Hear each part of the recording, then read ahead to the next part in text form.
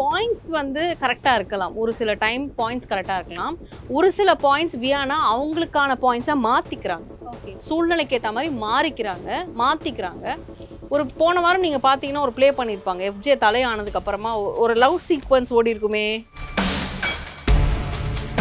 வியானாவோட mind set வந்து இவன் தலையாயிட்டான், நம்ம இவனை ஏன் வேற ட்ராக்ல மூவ் பண்ணி கொண்டு போகக்கூடாது, அப்படியே கொண்டு போய் எங்கள் அண்ணன் சொல்லி நிறுத்திடுவோம் அப்படிங்கிற ட்ராக்ல தான் வியானா இதை ஸ்டார்ட் பண்ணாங்க.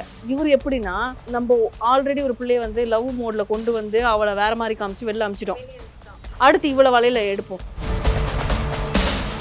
அம்ருதீன் வந்து முட்டாளாக்கப்பட்டு உள்ள இருக்காரோ அரோராவால் அப்படின்னு தான் எனக்கு தோணுது. அவரால் பார்வதி இல்லாமல் இருக்க முடியல.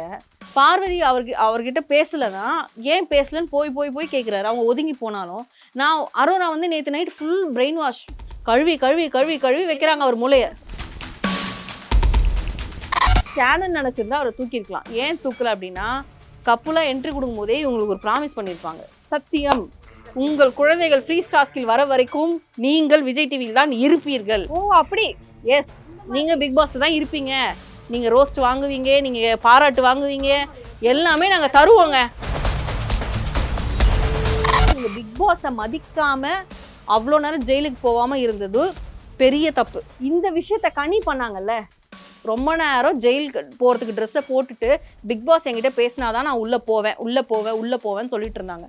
அப்போல்லாம் நீங்கள் ஏன்டா அவங்கள ஜெயிலுக்கு அனுப்பலான்னு நான் கேட்குறேன். அதை பற்றி என் ஹோஸ்ட் கேட்கல. அதுக்கு போனப்போ ஃபீல் பண்ணியா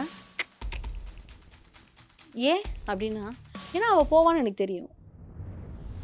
ஹவு கிளவர் மைண்டில் நீ அதை பிளான் பண்ணி தானே பண்ணியிருக்க. நீங்கள் வந்து அந்த இடத்துல வந்து ஒரு விஷயத்தை வச்சு உங்களை லாக் பண்ணி உங்களை எமோஷ்னலி பிரேக் பண்ணி அதில் நீங்கள் பிளாஸ்ட் ஆகி அதில் நீங்கள் பிக் பாஸே நீங்கள் வந்து ஒரு மாதிரி பேசி உங்கள் மைண்ட் கிளியராக இல்லாதனால தான் நீங்கள் இன்றைக்கி வெளியில் வந்திருக்கீங்க. ஸோ அதுக்கு பிள்ளையார் சூழி போட்டு இதை ஸ்டார்ட் பண்ணது யாருன்னு நல்லா கவனித்து பார்த்தீங்கன்னா தெரியும், எஃப்ஜே.